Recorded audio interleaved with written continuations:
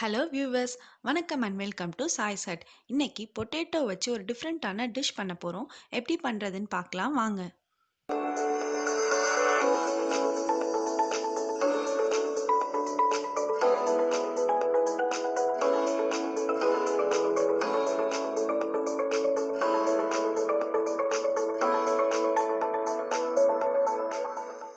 முதல்ல காயெல்லாம் கட் பண்ணிக்கோங்க. இந்த மாதிரி உருளைக்கிழங்கை மட்டும் கட் பண்ணி தண்ணியில் போட்டு வச்சுருங்க.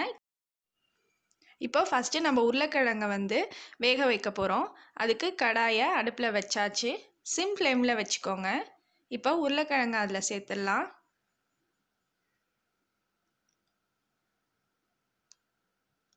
அதுக்கப்புறம் இதுக்கு தேவையான தண்ணி ஊற்றிக்கலாம்.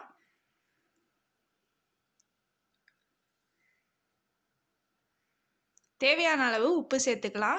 இதை நல்லா குழைய வேக வச்சிடக்கூடாது. ஓரளவுக்கு ஹாஃப் பாயில் ஆனாலே நமக்கு போதும். எனக்கு ஹாஃப் பாயில் ஆயிடுச்சு. இந்த ஸ்டேஜில் நான் இதை எடுத்துக்கிறேன்.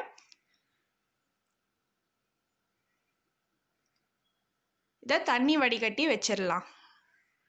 இப்போ இந்த உருளைக்கிழங்குல 1 டேபிள் ஸ்பூன் அளவு மைதா மாவு, 1 டேபிள் ஸ்பூன் அளவு அரிசி மாவு போட்டு நல்லா பிசறிக்கலாம். நல்லா ஈவனாக கோட்டார அளவுக்கு பிசைஞ்சு வச்சுக்கோங்க. இப்போ இது ரெடி ஆயிடுச்சு. அடுத்தது பேட்டர் ரெடி பண்ண போகிறோம். அதுக்கு ஒரு பாத்திரத்தில் 1/4 கப் அளவு மைதா மாவு, 1/4 கப் அளவு அரிசி மாவு, உங்களுக்கு இது தேவைன்னா கார்ன்ஃப்ளவர் கூட போட்டுக்கலாம். இதுக்கு பதிலாக தேவையான அளவு உப்பு போட்டுக்கோங்க. போட்டுட்டு கொஞ்சம் கொஞ்சமாக தண்ணி விட்டு கலக்கணும்.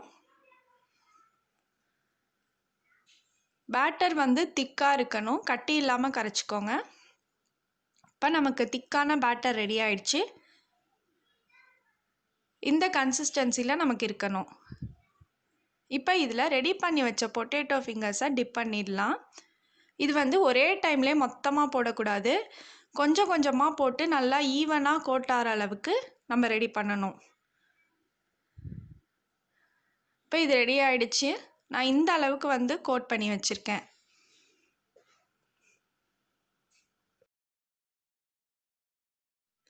இப்போ உருளைக்கிழங்கை ஃப்ரை பண்ணிடலாம். அதுக்கு கடாயில் எண்ணெய் வச்சுருக்கேன். அது சூடாகிறதுக்குள்ளார நம்ம எள்ளை வறுத்து வச்சிடலாம். எள்ளு நல்லா ரோஸ்ட் ஆகிடுச்சு. ஸ்மெல் வர ஆரம்பிச்சிடுச்சு. இது வெடித்தோடனே நம்ம ஆஃப் பண்ணிடலாம்.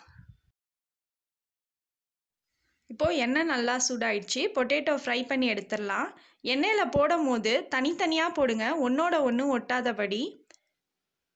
இதை மீடியம் ஃப்ளேமில் வச்சு தான் பண்ணணும். இந்த ஸ்டேஜில் எடுத்துடலாம். கோல்டன் ப்ரௌன் வர வேண்டாம், ஏன்னா இதை நம்ம செகண்ட் டைம் ஃப்ரை பண்ண போகிறோம். இப்போ எல்லாமே நம்ம ஃப்ரை பண்ணி எடுத்தாச்சு. இப்போ இதை செகண்ட் டைமாக நம்ம ஃப்ரை பண்ணி எடுத்துக்கலாம்.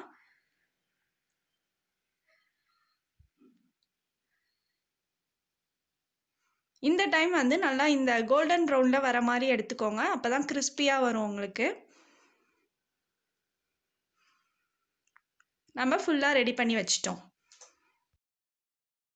இப்போ நம்ம சாஸ் ரெடி பண்ணிடலாம். அதுக்கு கடாய் அடுப்பில் வச்சாச்சு. சிம் ஃப்ளேமில் வச்சு 2 டேபிள் ஸ்பூன் அளவுக்கு எண்ணெய் ஊற்றிருக்கேன். நறுக்கின பூண்டை சேர்த்துக்கலாம். நம்ம ரோஸ்ட் பண்ணி வச்ச எள்ளை 1 டேபிள் ஸ்பூன் அளவுக்கு அதில் சேர்த்துடலாம். நறுக்கி வச்ச பச்சை மிளகாய், வெங்காயம், குடைமிளகாய் இதை சேர்த்து நல்லா வதக்கி விடுங்க. அதுக்கப்புறம் 1 டேபிள் ஸ்பூன் அளவுக்கு சோயா சாஸ் ஆட் பண்ணிடலாம். நல்லா கலந்து விட்டுட்டு 1 டேபிள் ஸ்பூன் அளவுக்கு ரெட் சில்லி சாஸ் போட்டுடலாம். இது நல்லா கலந்து கொஞ்சம் சூடாகட்டும். அதுக்கப்புறம் 1 டேபிள் ஸ்பூன் அளவு நம்ம கெச்சப் சேர்த்துக்கலாம். அது நல்ல டேஸ்ட் கொடுக்கும். 3/4 கிளாஸ் அளவு தண்ணி சேர்த்துக்கோங்க. சேர்த்து நல்லா கொதிக்க விடுங்க.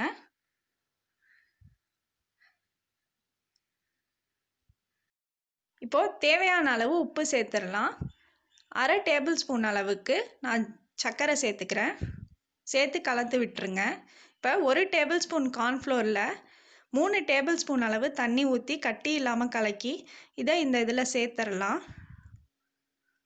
அப்போ தான் உங்களுக்கு திக்கான கன்சிஸ்டன்சியில் கிடைக்கும். இப்போ திக்காயிடுச்சு. 1/2 டேபிள் ஸ்பூன் அளவு மிளகுத்தூள் சேர்த்துக்கலாம்.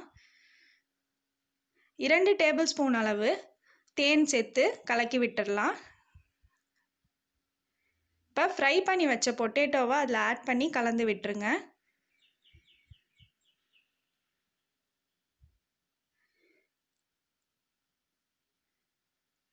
இப்போ இதில் லாஸ்ட்டாக வந்து நம்ம ஸ்ப்ரிங் ஆனியனும் வறுத்த எள்ளையும் போட்டுக்கலாம்.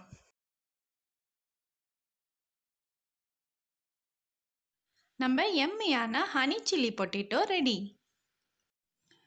இந்த வீடியோ உங்களுக்கு பிடிச்சதுன்னா லைக் பண்ணுங்கள், ஷேர் பண்ணுங்கள், நம்ம சேனலுக்கு சப்ஸ்கிரைப் பண்ணுங்கள்.